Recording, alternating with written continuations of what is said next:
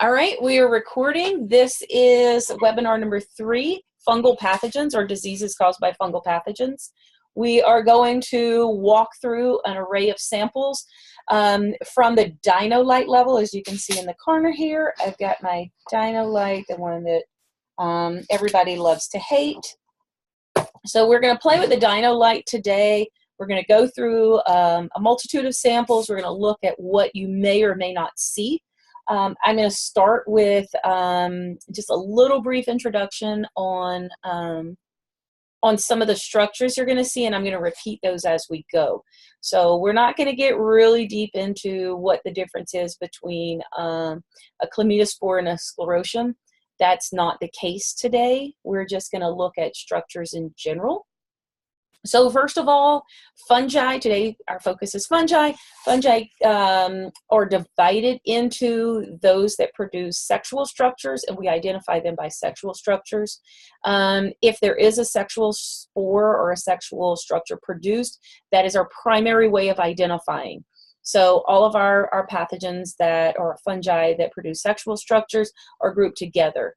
Those that we do not see producing sexual structures in nature, or that we've never seen the sexual stage, are asexual fungi. So that's the second group. Those are divided into 2 different subgroups. Some of them, the hyphomycetes, those produce naked spores or naked spores. Usually we call those conidia, and a lot of times they stand up on a stalk called a conidiophore. So you've heard the word conidia that we use.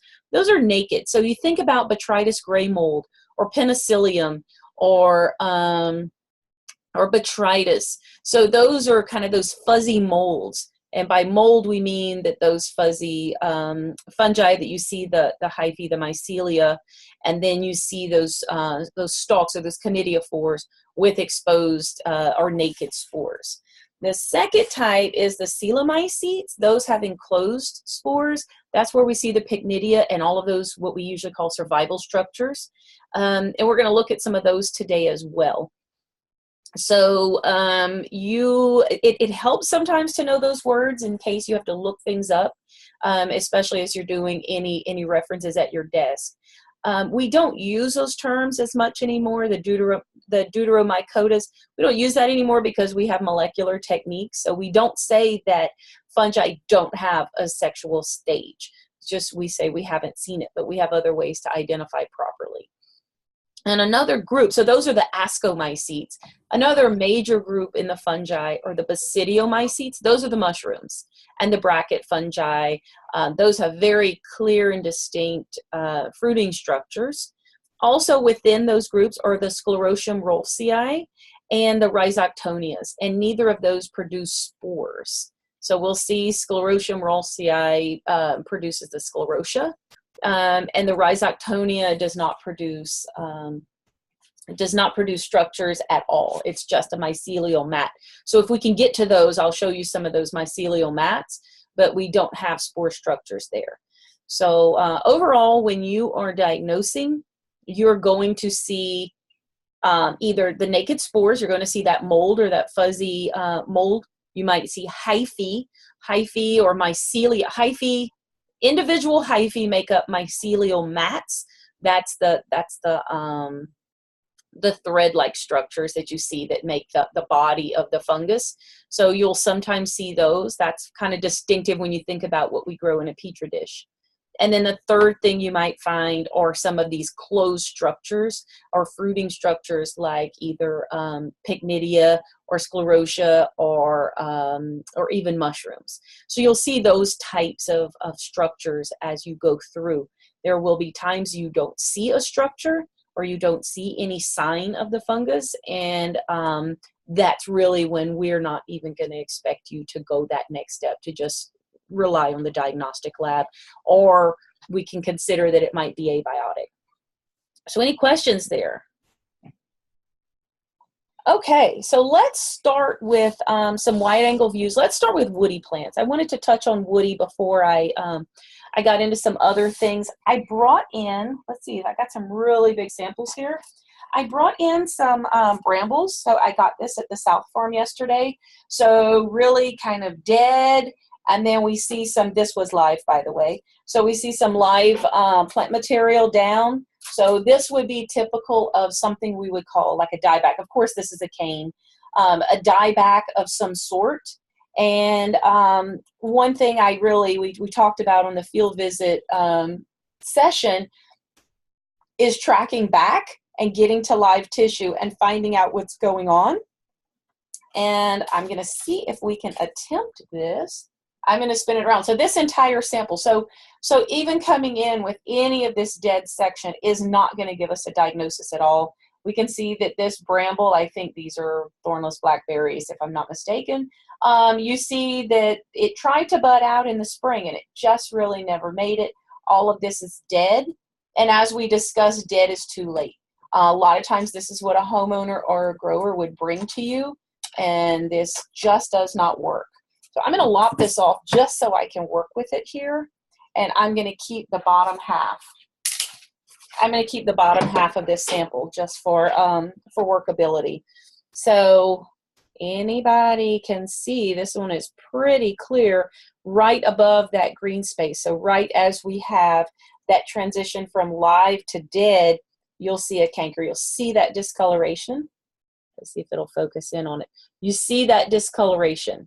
So it's black or brown, and then you see this kind of this discoloration, this lightening, and then you have the healthy green. So this would be a canker. This would be the kind of thing that we would ask you to look for. Anytime we see in any kind of woody plant, we see any kind of flagging, and flagging meaning the whole plant's healthy except one branch. So one flagged unhealthy branch sticking out. This is the kind of thing you would do. You would track back until you found some kind of canker or damage or something like that. Sometimes it's insect damage, sometimes it's mechanical damage. We have a lot of different causes, but you can see clearly that this canker, this is probably spur blight, and we can do a lot of work with this. So this is one that we could incubate, we could put under the dyno light, see if we saw any structures, or we could submit this section to the plant disease diagnostic lab. So this is the kind of thing that you would submit. So I did want to mention that. Also, there are some insect borers in here, so we can. I don't know if I'm gonna share my screen. How about that? Let's see if I can. All right. There we go. Is everybody seeing my screen? All right. All right. So as we look at this sample, and of course I'm looking with the dyno light simply because you can't see what I see in a hand lens. So I am going to try this.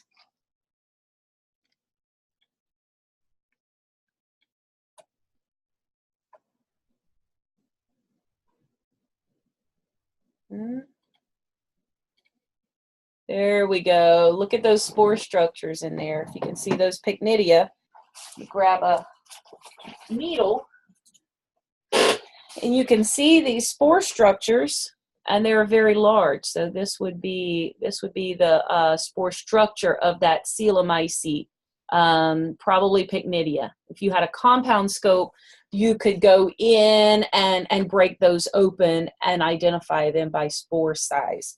So these are the kinds of things. Now it's been rainy outside, so we do see some of these structures a little more readily.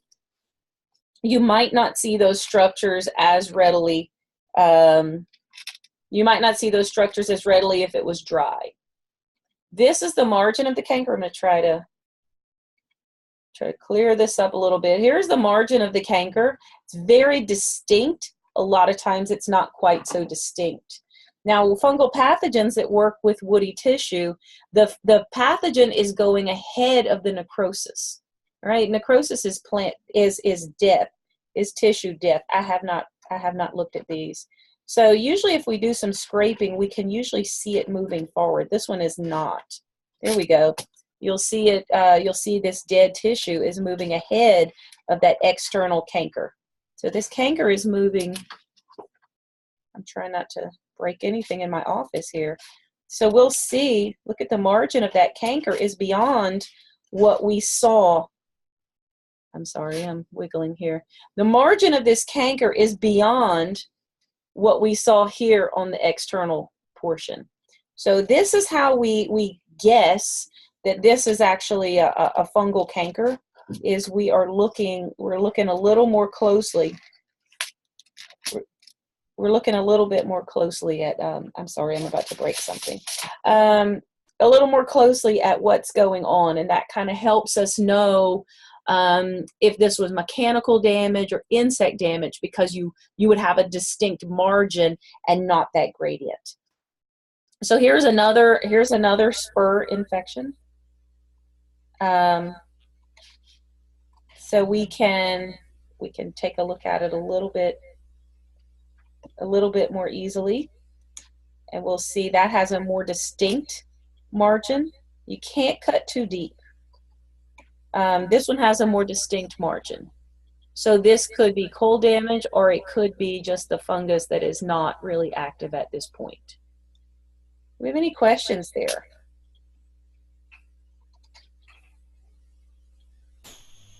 Okay, so we have, I'm going to try this again.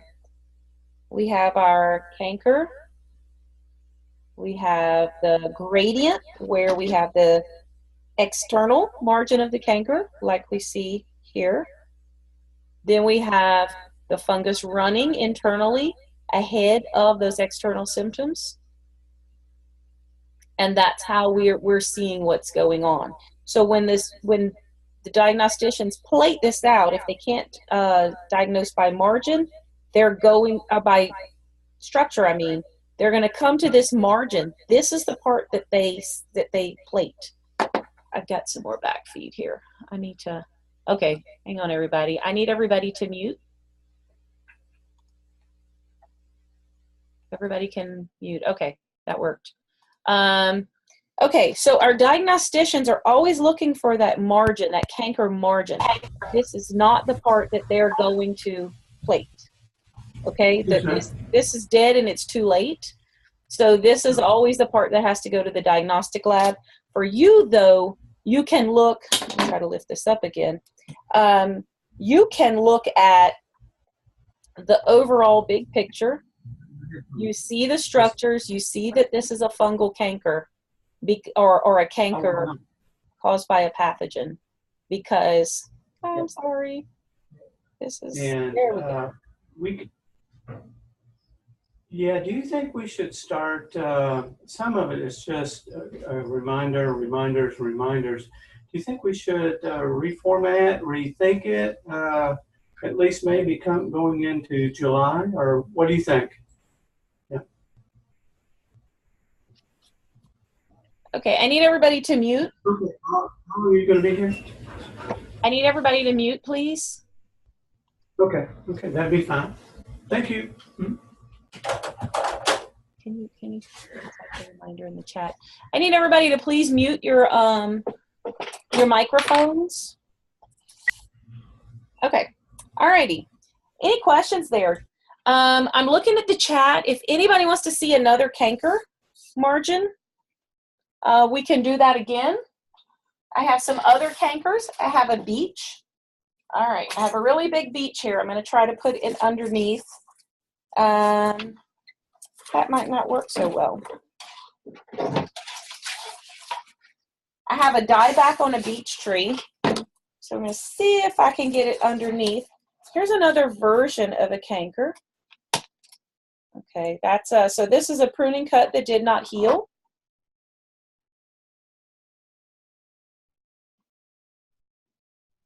Okay, so this would be something a little bit different.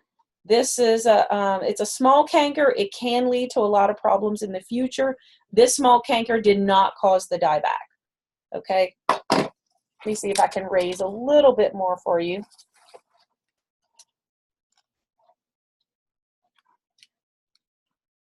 Here we go. So this is a small canker. So this is very distinct. These are the kinds of things we always show pictures of. This is a pruning cut that did not heal. Then we have probably a pull And then this is probably a Botrysteria that came in. So there's an internal decay going on. But this is one that you would see in this area. You would absolutely see some structures being developed in the spring, sometimes in the fall, depending on the pathogen. So this is a very classic canker that we are sometimes familiar with. I'm going to flip again. Here's another. There's another breakage. Can you see this? Can you see this? So this was either a break or a pruning cut, and then you had another growth coming from this end. So you have a decay going on here. So this is going to lead to some long-term issues, and so this one might have caused some dieback on this branch, but this branch not so much. Okay, so this branch we had some dieback, so that might be the cause. This would not be the cause of a whole tree going down. This tree had other problems, and we could talk about that later. So those of you who are coming into Lexington to look at some of our, to do a walk over here, we could do that. Okay, so okay, I'm gonna go back. Any questions there? Any questions on woody samples? So when you're looking for flagging, or are you looking for any kind of dieback in woody samples, you're going to track back to the common denominator. Sometimes that's just a large branch or a branch angle. Sometimes it's not that far back. And other times, if you have a whole plant going down, you're going to go back to the common denominator. Sometimes that's the trunk, sometimes that's the roots. That doesn't even have to be woody. So if you lose vigor, if you have canopy thinning, anything like that, you're going to track back to the common denominator. Sometimes it's one branch, sometimes it's one section of a tree, half of a tree. Other times it could be an entire, I say tree, I always say tree, but entire plant. It could be the trunk, especially that crown right at the ground level, or it could be the roots. Questions there? All right, let's look at some other plants. Here's a tomato plant that was dying back. So this tomato plant ended up breaking. Let's see if I can get you closer. This tomato plant ended up breaking. So this is one. Any of you who work with specialty crops, you're going to really recognize this one. This is a sclerotinia. It is, I think this one is called timber rot in tomatoes. So sclerotinia is a fungal pathogen that produces ascospores, and they blow, so it's soil-borne, but they blow into the canopy. So I'm going to flip back onto my dyno light so you can see just a little bit better. And anytime you can stop me or ask questions. All right, here we go. So I'm going to put this tomato plant under the dyno light, and I know it's too much. So you see the margin of what we can call a canker. It doesn't matter what we call it. So you'll kind of see this margin here, okay? And then it continues until we have the severe breakage. Let me see if I can, you can see that severe breakage. And then we go on, and there's the lower margin. Okay, so there's this lower margin. So again, this is a tomato that was dying back, and getting the right, tracking back and finding this is, of course, a trunk. And it's easier to submit a tomato sample than it is to submit a woody plant sample, right? Because no one ever wants to sacrifice a woody plant or an ornamental as much as they're willing to sacrifice a vegetable or something. Okay, so what we're seeing here, this is a mycelial mat. Remember we talked about mycelia, or the body of the fungus. So this is scraping right off. This is very distinctive, very classic of sclerotinia. I'm going to cut the roots off just so I can work with it here and toss this, this soil ball. So with sclerotinia, we're going to see structures on the sclerotinia. Look at these structures. So very, very distinct. These are sclerotia. Okay, I'm coming down. These are sclerotia. And sclerotia are a survival structure. They're not spores. Let's see if I can get us focused in. These you can see with the naked eye. I always joke, if I can see them, anybody can see them. There we go. And see, they are kind of popping out of the stalk. They are coming out of here. This is very distinct.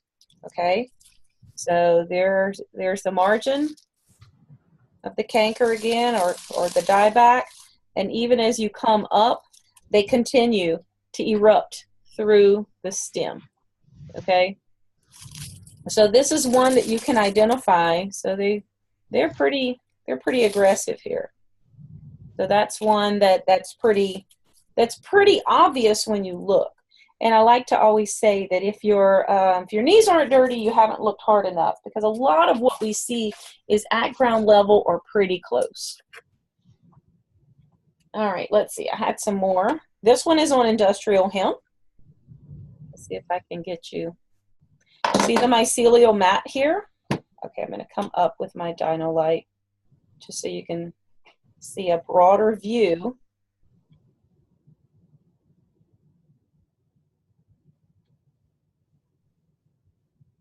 Okay, so you see the mycelial mats, and look at those sclerotia here.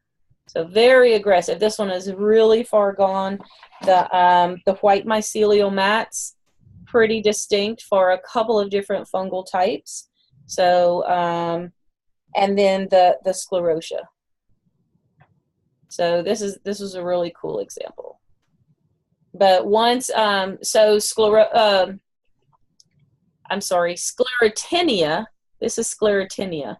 Sclerotinia is, of course, a fungal pathogen. It will infect. It's more of a cool season type pathogen. You see it early in the season in tobacco, sometimes alfalfa fields. You see it in petunia plantings, tomato, and other like high tunnel or greenhouse. Anything that's pushing that early season. This was some hemp that was planted early. So it's more of a cool season. It'll produce these sclerotia, which are those survival structures. It will produce those. So I've got a couple of those from this one sample from this one grower. On the flip side, there's a similar sounding pathogen called Sclerotium rolfsii. This is your southern blight. And it is an actual, no, wait, this is another, I'm sorry, I've got yet another sclerotinia. Okay, we're going to skip that one. So this is another sclerotinia, and you could see inside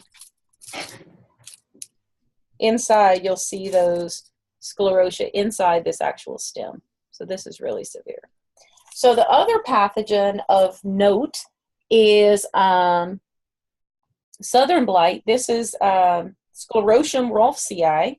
It also produces sclerotia, the structure. Let's see if I can get you in. Okay, so this is a basal canker. So this is one. This is a soil-borne pathogen that does not produce spores. So it's going to be right at the ground level. This one likes hot, wet weather. That's what we're getting right now. And you will see the sclerotia being produced. But see, this is a root system. This one is at the ground level. And you'll see it pretty much stops a couple of inches from the roots.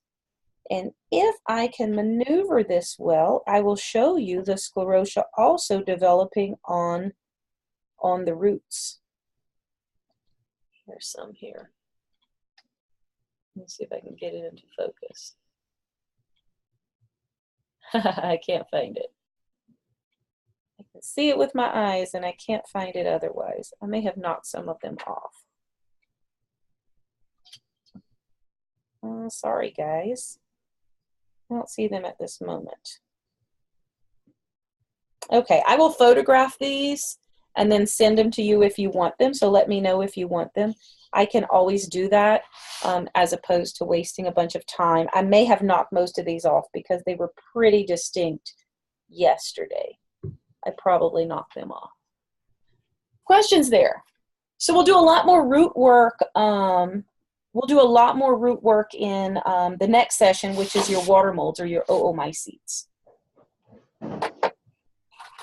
Okay, I'm going to stop sharing my screen and go back.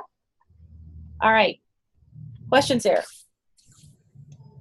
Okay, so let's flip, and now we're going to talk a little bit more about leaves and needles and younger stems, small branches. Let's look at some of those things, what structures you might find. Let's go. Remember, we talked about the hyphomycetes, or those with the naked spores. Our classic example is, of course, powdery mildew. I've got some grapes here. If I can do this, get some grapes with powder. No, it's not focusing on it. See those berries with powdery mildew there? I can flip to my Dino-Lite in a second. Oh, get a reference sheet with the terms you're going over. Yes, I will do that for you. Okay, so powdery mildew, this is a very classic when you've got the exposed chlamydia or the asexual spores. I've got powdery mildew on a sycamore that I just got from outside my building. Didn't show quite as well, but this one, the powdery mildew, has really kind of done some damage. And I have a couple more powdery mildew floating here somewhere. Kim, do you see that tray? I had a tray of powdery mildew. Here it is. All right. I told you I had way too many samples on my desk. So we have some powdery mildew. I got this one on Bee Balm, and I'm about to switch on my Dino-Lite. Powdery mildew is pretty powdery. So I don't know where what plane I have to go to for it to focus. There it goes. So there's powdery mildew. Powdery mildew is always on the upper side of the leaf, a mat of mycelia.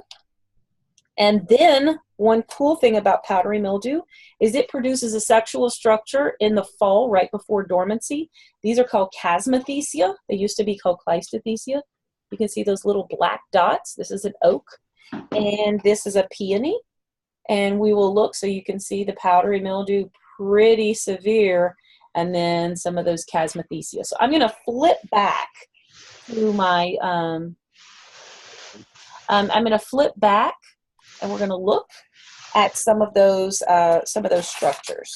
So this is very classic.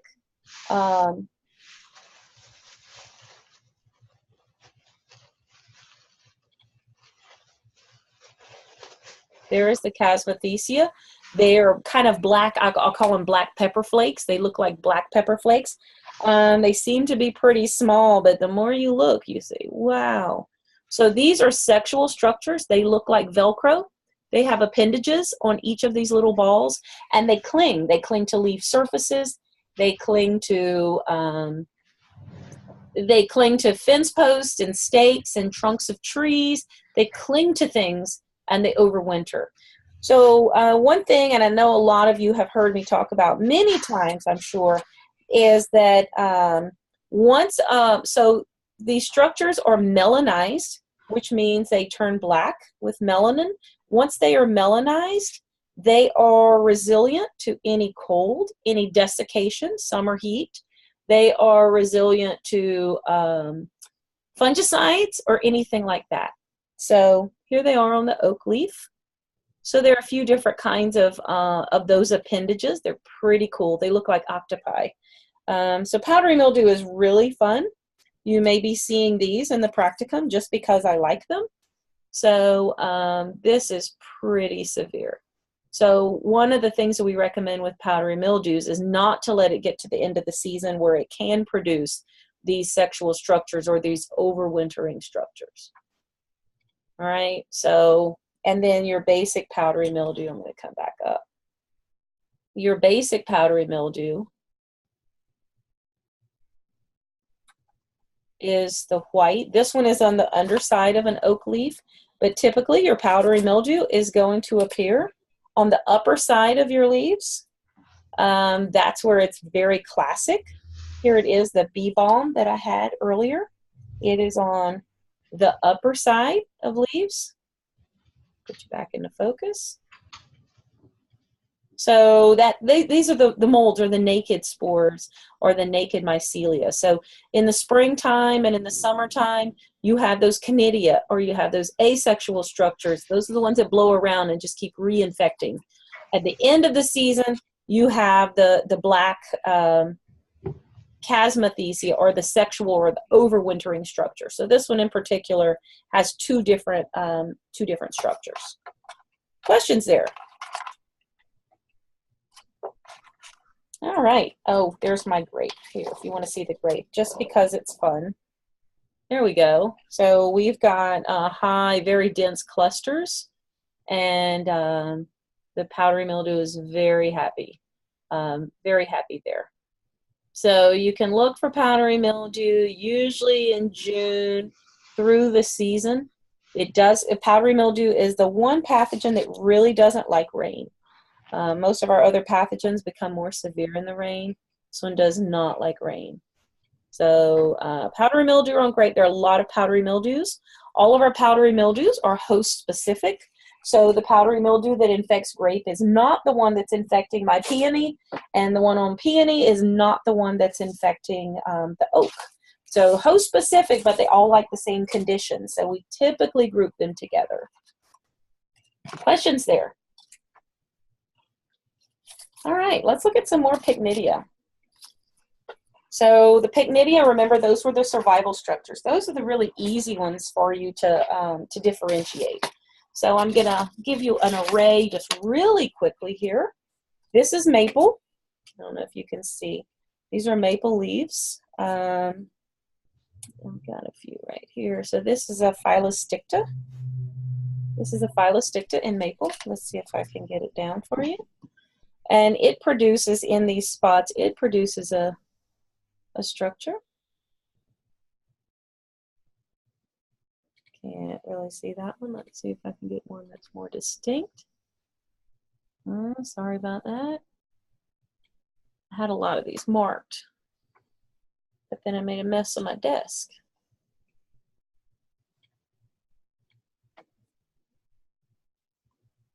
You can't see them as easily. Let's see.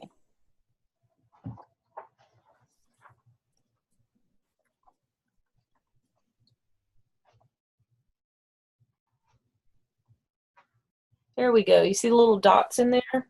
Those little dots are the pycnidia, and the pycnidia are those survival structures. So this is where you would suspect, hey, wait a minute, I have a fungal disease. This is not an herbicide splash. This is not frost damage. This is not abiotic. This is when you would determine, hey, this is a fungal disease. All right, let's see. I have some more pycnidia here. I'm trying to think which one's going to show you next. Okay, we saw the Gignardia last week. Very distinct structures. This is on a horse chestnut right outside of my window. So this is a really classic example.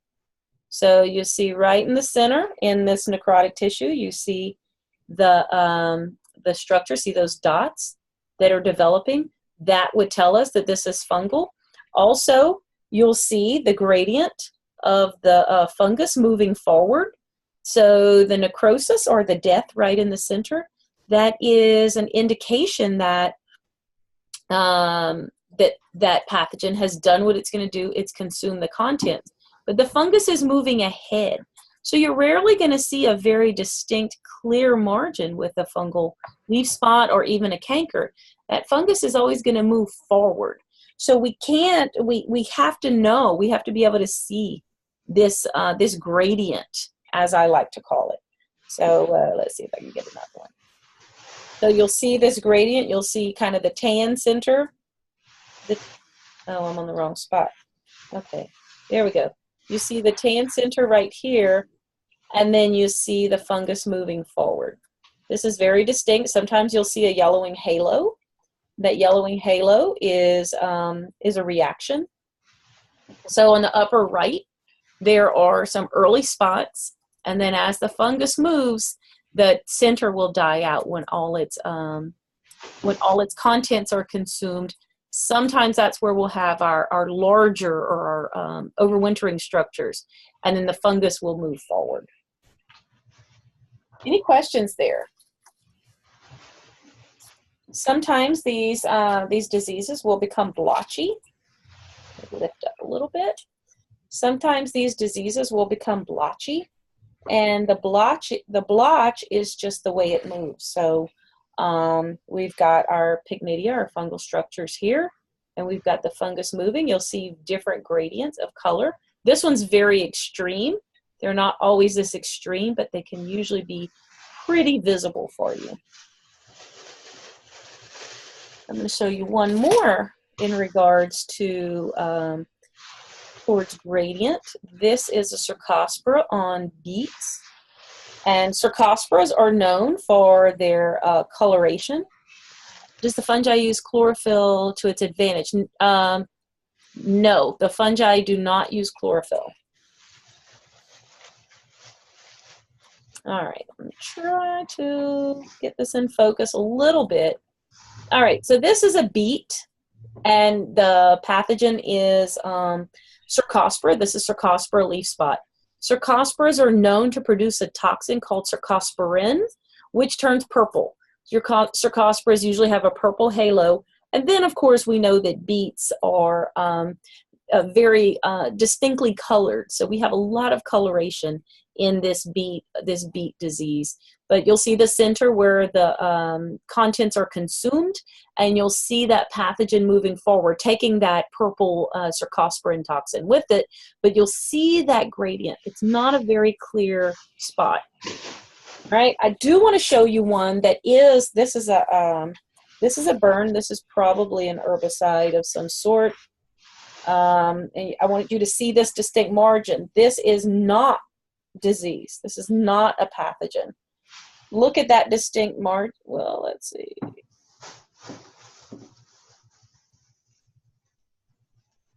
All right, I'm not so good here. So there's a very distinct margin here. So this was kind of a burn. I'm thinking this was from a sulfur application. And the pathogen, not the pathogen, the herbicide burned. And so there's no gradient there. There's nothing moving forward. This is very hard. So there are a lot of spots here, but they're not, they don't have that gradient. And that's usually when we differentiate. Questions there? All right. I'm going to go through a few more different survival structures. Rhizosphere needle cast, the needle cast diseases on spruce. Let's see if I can focus here for you. Okay, this is a needle cast. I have thrown these needles into a tray because they have fallen off of the tree. The tree is naked. I'm going to turn down, and I want to show you what's happening here. There we go.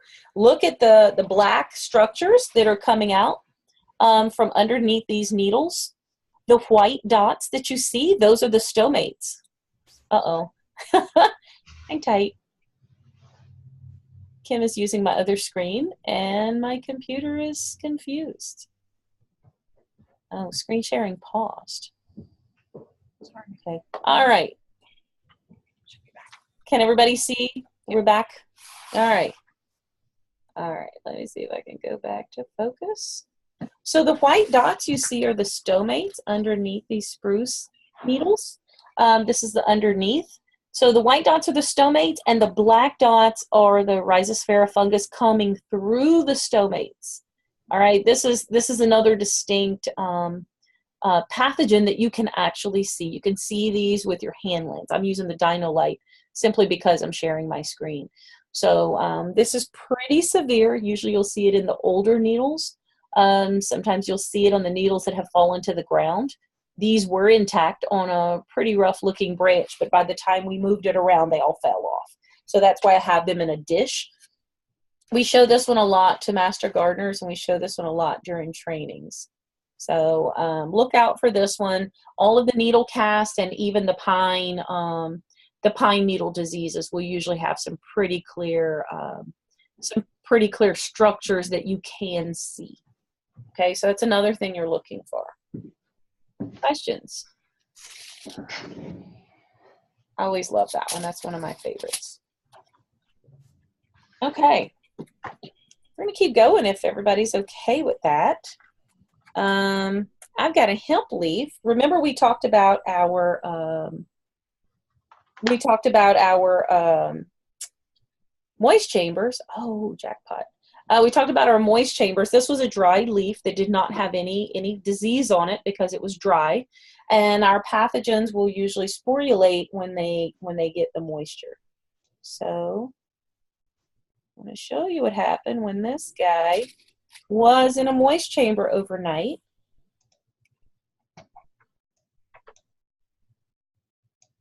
I don't know how well you can see this.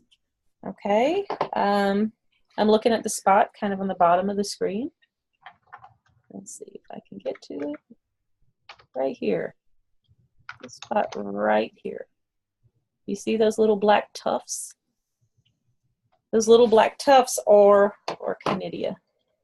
Let's see if I can get one more plane of focus. No, it doesn't like me. All right, let me see if I can go down just a little bit more. So this would happen when you would rehydrate patients.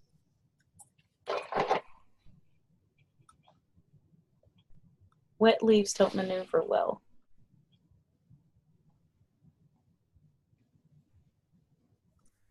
Okay, I'm going to go down a little bit more.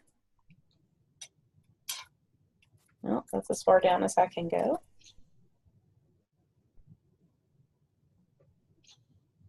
I'm touching the button and taking pictures. There we go. You'll see kind of these little black tufts that are coming out of there. Those are conidiophores. Those are the little stalks that are holding those naked spores, those conidia. This is a hemp leaf spot that we've been working on. One of my graduate students has a project that focuses on hemp leaf spot. So this is one, if you had this sample in your hand, you could turn it sideways and you could look at them from the side. Very hard to do here. But you can see kind of like there's like a cluster of these conidiophores coming out from a single cell. Kara back from the Taylor County Extension Office. Yes. And I was just calling you back. I had a note left on my desk that you were wanting some information about bagworms. All right, let's see.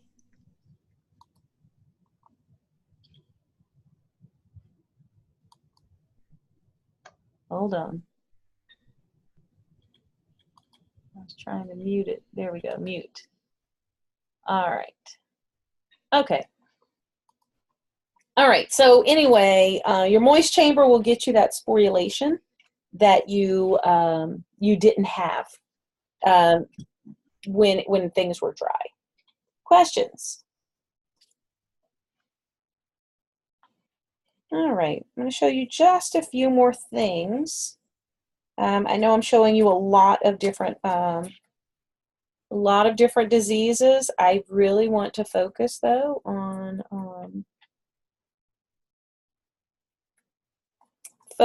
structures. This is, I know everybody knows this one. This is early blight of tomato. This is my tomato because I'm letting leaves hit the ground like I should not be doing. Early blight causes a lot of yellowing, and I'm not getting a good view, but you'll see kind of concentric rings on this one, and you'll start to see some structures develop in the in that dead spot. So these are some ways that we can tell. We see the yellowing and we see some gradient in here. That is how we're going to tell the difference between an abiotic spot or an insect induced spot and a fungal spot. Okay, we'll talk about bacteria soon. Questions? I know I'm moving through. All right. I'm going to show you one more leaf. How about that? One more leaf. If you remember, we worked with apple scab recently. I'm going to show you apple scab. Let's see if we can see a cervuli.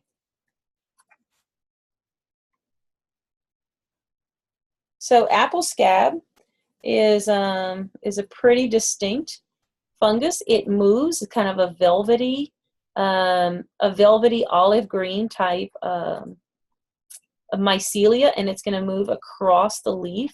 So very fuzzy. It causes chlorosis really quickly. Let's see if I can get another one. So look at that. Let's see if I can pin it down for you. There we go. And I'm going to lower. I'm going to look at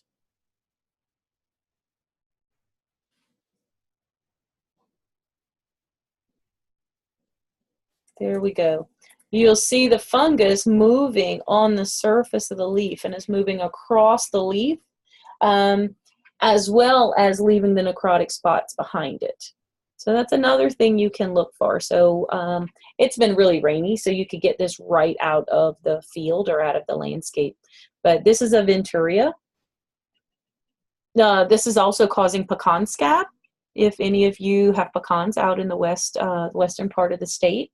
So there are a few fungi that will do this. All right, questions again. We are about 45 minutes in, and I know I have thrown a lot of different fungi at you. So if you want to kind of review a little bit, unshare my screen. All right. So any questions? You can unmute to ask, or you can type it right in. Doesn't matter. All right, so we're going to review. So in regards to fungal pathogens, you start out, whether you're in the field or you have a really nice sample. If it's a woody sample, if you got flagging, you're going to flag back looking for cankers or any kind of stem or cane damage. If it's a whole plant, you're still going to track back, looking at that common denominator, whatever that is. So if it's an entire plant going down, looking at the trunk.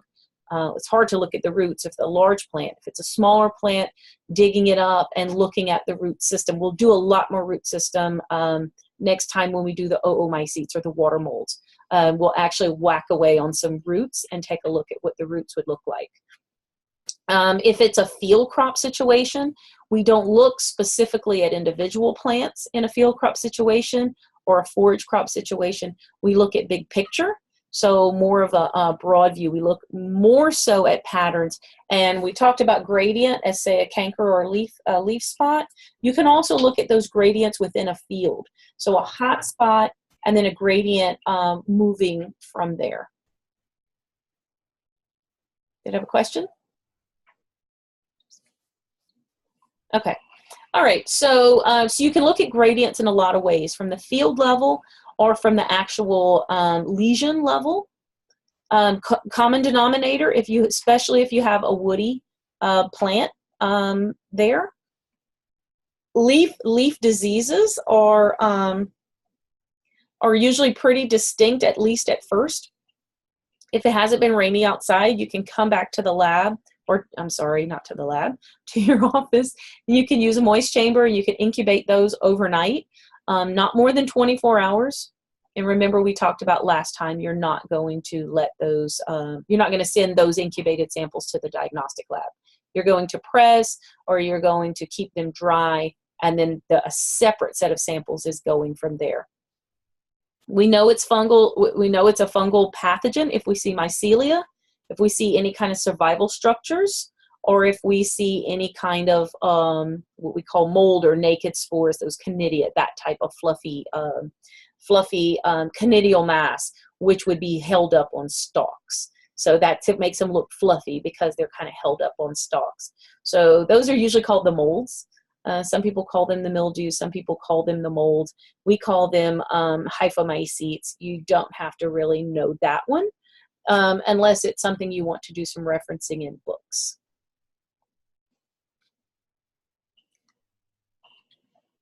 All right, I'm kind of delaying a little bit for any questions. You can interrupt me anytime. I'll show you some more samples. These have been showing up in the diagnostic lab. Everybody knows that one. This is cedar apple rust. We can see it on crabapple. We primarily see it in apple. Home apple, because our commercial orchards will manage this one. This is pretty extreme. This is about to be defoliation time. Any of your rust pathogens are going to have two hosts, like a two-host life cycle, and that makes them very complex. Cedar apple rust, secondary host is your cedar or your juniper. I have a quince rust somewhere here from the flowering pear outside. Aha, it's on the other side. So this comes from a flowering pear in our, well, everywhere. There's one on the service berry right outside, and you'll see the fruit. These have been coming into the diagnostic lab as well. Let me see if I can get you into focus. There we go. So you'll see the rust, structures there. So this is cedar quince rust, and of course the alternate host would be quince. Cedar apple rust.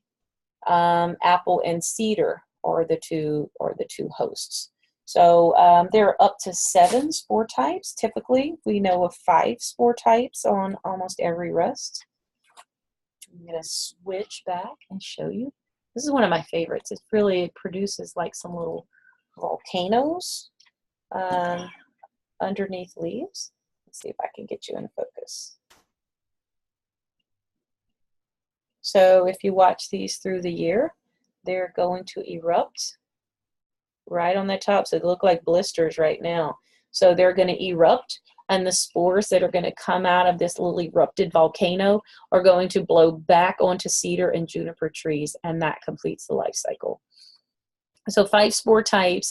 This is the one. This is too late.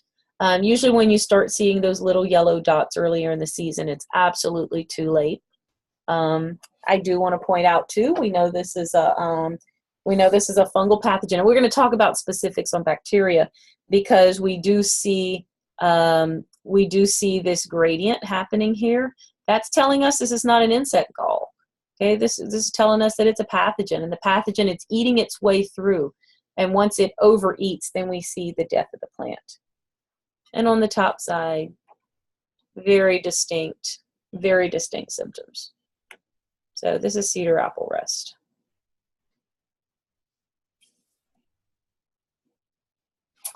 All right, let's see. Any questions? I'm going to keep showing you cool things because we still have a little bit of time, and then I'm going to switch back. I have Diplodia on pine that are lingering here. I had actually marked some.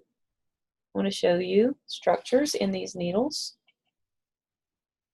Look at the white stomates. See, the white stomates are very clear and clean. I had some really good ones. Sorry, guys. Here we go. Here's one.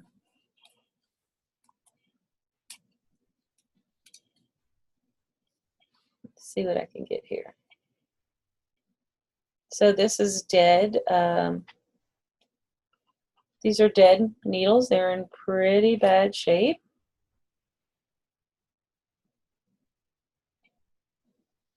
I will see, look at all of those stomates. We see the pathogen trying to work its way out.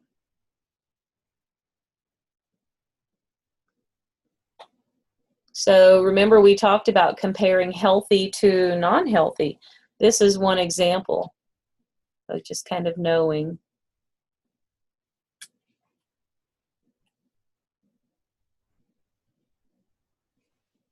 So always have that healthy plant, knowing what healthy looks like. There were some erumpent structures. I can find them. No. Okay. I'll have to photograph those for you all. But you'll see pretty distinctive. You'll see pretty distinctive structures as you get to know what healthy looks like. Questions there on structures. So review. What are the three types of structures you're looking for on any plant disease diagnosis? What are you looking for? Type it in the box.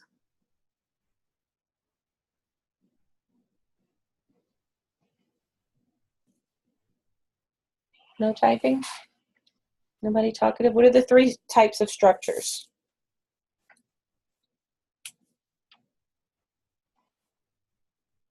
Or the three main types of structures? We're generalizing.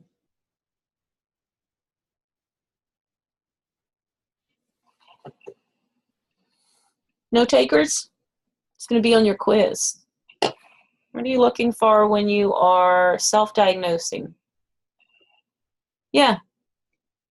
Pycnidia? Okay, so some type of survival structure. All right, so survival structure could be pycnidia, could be a lot of different, so something visible, something encapsulating either spores or other fungal tissue.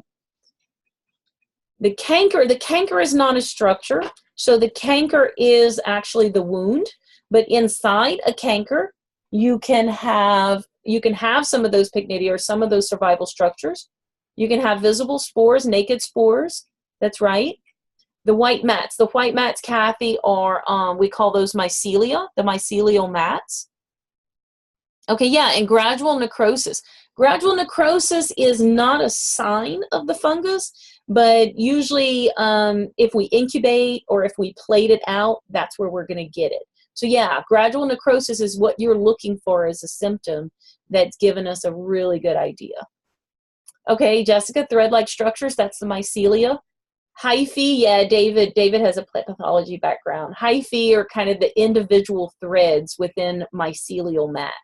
So you can see those. A lot of people use those terms interchangeably. I usually stick with mycelia for agents, but hyphae is absolutely correct. And especially when you get to something like rhizoctonia that only has those, the mycelial mats. And sometimes you'll really look for those individual hyphae. Good, David. Okay, what about branch flagging? What do you know about branch flagging? How do you diagnose a branch flagging? Sclerotia, yeah, that's it. Sclerotia that is typically your timber rot and your southern blight are going to have those sclerotia, which are really cool. I'm going to stop sharing my screen here. What else do you remember? Okay, one thing we haven't talked about is tip blight. Tip blight is when you have just a few inches on the tip that are dying back. I have it in blueberry right here. I did have some blueberry. Let's see. Do you see the blueberry? Oh yeah, here they are. So here's a blueberry with a lot of tip blight. Oh, see, they're all broken. They were intact. So tip blights. This is a phomopsis. There's some tip blights. Tip blights are diseases. They come in through the tip. Here's a really good one, right there. So they'll come in through the tip. That's not really clear, is it? I don't know how to get that thing to focus. They'll come in through the tip, and then they'll kind of work their way back. Tip blights usually don't go much more than about 6 inches. We see a lot of tip blights in your junipers and those types of things in the landscape. Tip blights are usually, especially phomopsis. It's a stress pathogen. You know, we always talk about stress pathogens with growers. Stress pathogens that, so with blueberries, soil is really critical. Okay? Yeah, Kathy, a tip blight begins at the tip and they work their way down the branch. Usually they don't go that far, so you're not going to see the cankers lower. They usually stay right at the tip. And Phomopsis, again, is a stress pathogen, loves blueberry, and blueberry need very specific soil conditions. They need very slow or even moisture, not too wet, not too dry. So I see a lot of Phomopsis tip blight in blueberries when the pH is not correct. Yeah, DJ, with the diplodia, we show the diplodia on pine. You'll see those pycnidia coming out through the stomates.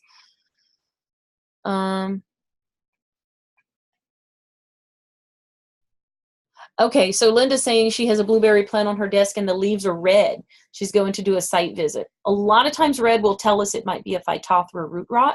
So pay attention to the roots, and if there's a plant that they let you dig up, do so.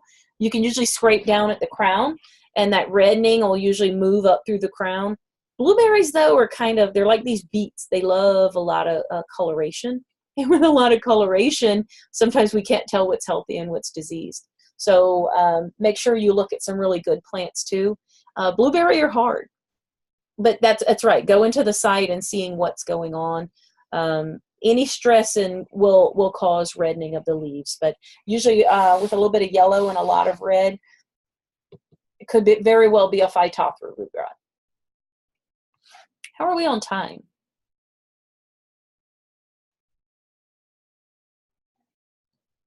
I don't see my clock anymore for some reason. I got about 5 minutes, so I am going to share my screen. Does anybody else have any questions? Okay, so again, we have, okay, let's see. Again, we have kind of done this over-the-shoulder view. Let me know if you like this or if you'd like something more structured, or if you really just kind of want to see what we see. I did not show you what the diagnosticians see under a compound scope. I did not show you high magnification. Let me know if that's what you want, if this is something that you would be more, it would be more useful to you. All right, I have to share my screen one more time because you get the Qualtrics link. That is not what I want to do. Let's see. Hold on, guys. All right. This is wrong one. Can you hit my escape key? Sorry. All right. Is this the one I want? What am I trying to grab? If you put this back over there, it should show it. No. Okay. Yes. Oh. It's this one. You're showing this screen. Oh, I'm showing the wrong screen. Sorry, everybody. If you click. No. Minimize this one. Aha. All right. Jackpot. All right. So this is the link to the Qualtrics quiz. You have 3 questions again. No, that's not the Qualtrics link. Where's our Qualtrics link? I can't. If you'd see our setup here, you would know why we're nuts. Aha. All right. Kim saves the day. Okay, here's our Qualtrics link. We have how many questions? 3 questions plus comment box plus Enter your name. And then enter your name. Don't forget to enter your name. This this video and Qualtrics quiz will be left up for 1 week. We take it down after a week. We've made some exceptions for people who were not able to make it, but we have to know in advance. There's just a lot of back and forth with Kevin Horn, who has to keep all this sorted. So we have to stay in line. We have a question about, that says, what about anthracnose? Ah, anthracnose. I didn't talk about anthracnose. Okay, let's see. I didn't talk about anthracnose. Anthracnose is a symptom. Anthracnose means sunken lesion, actually, and anthracnose on shade trees in particular doesn't really make a sunken lesion, but it's a group of fungi that cause anthracnose. they like long, cool spring seasons. So anthracnose pretty much, once you see it, the leaves will fall and new leaves will emerge. And when they do,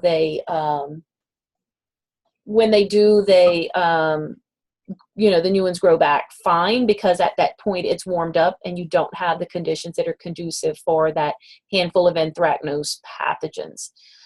Usually with the anthracnose pathogens, you'll usually see pycnidia.